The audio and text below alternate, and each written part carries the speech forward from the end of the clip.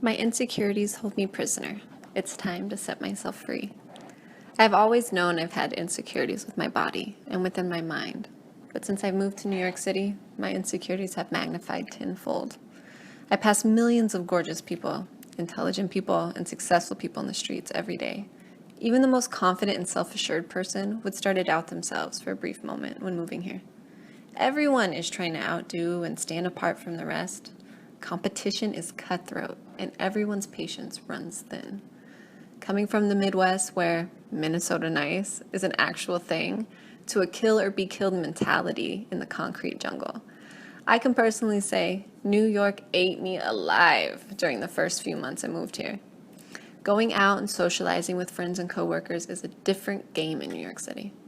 Different rules apply to some rules in life that I thought were absolutely definite. For example, if you want to go out to a nice bar or club, you would pay a cover and you would be allowed in. But here, the bouncer judges how many attractive women are in your group, what designer clothing you're wearing, and then they calculate how much money you're likely to spend before they grant you access or deny you into their venue. Another example is at a house party when I met a number of really attractive women. I asked them why they were single, and they told me that even if a guy is attractive, rich, and an overall nice guy, they wouldn't give him the time of day because there's always another guy who has more money or can give them more things. The shallow and superficial mindset here took a toll on me and how I viewed myself and humans in general. Here are a few of my body image insecurities. 1. I was poor growing up and braces were out of the question for me, so I have a gap. Taking pictures, talking to people, and even smiling is difficult for me to do naturally. 2. Before losing weight this past year, I would never be caught in a tank top or a t-shirt. I'd always dress in layers and wear clothing that was flowy. My body fat in my back and under my arms was extremely embarrassing and uncomfortable because I was self-conscious of my arms jiggling or when my bra cuts into my back fat and can be seen through my shirt. I know it sounds silly, but it's true. 3.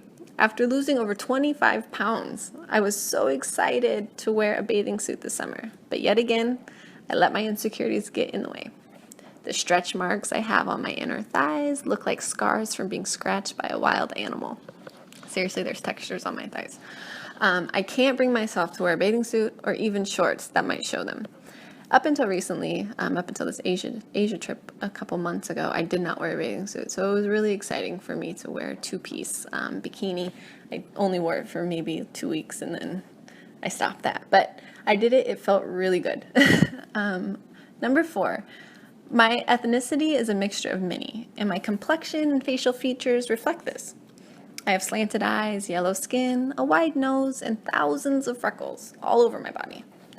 Throughout my life, I always wished I looked more Asian or more Caucasian because looking in between was hard. I wish my skin was clean instead of having all these freckles. Or I wish my nose was smaller and dainty, like some of the women I see. I even considered getting lip injections because I wanted to look more feminine. I have no upper lip at all, and in some of my photos when I smile, you can barely see it, so it's embarrassing. After doing some soul searching and journaling, I identified my insecurities.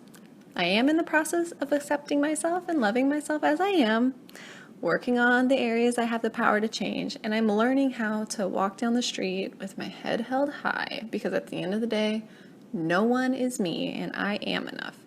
I would love to know what your insecurities are and what you've done or are doing to overcome them.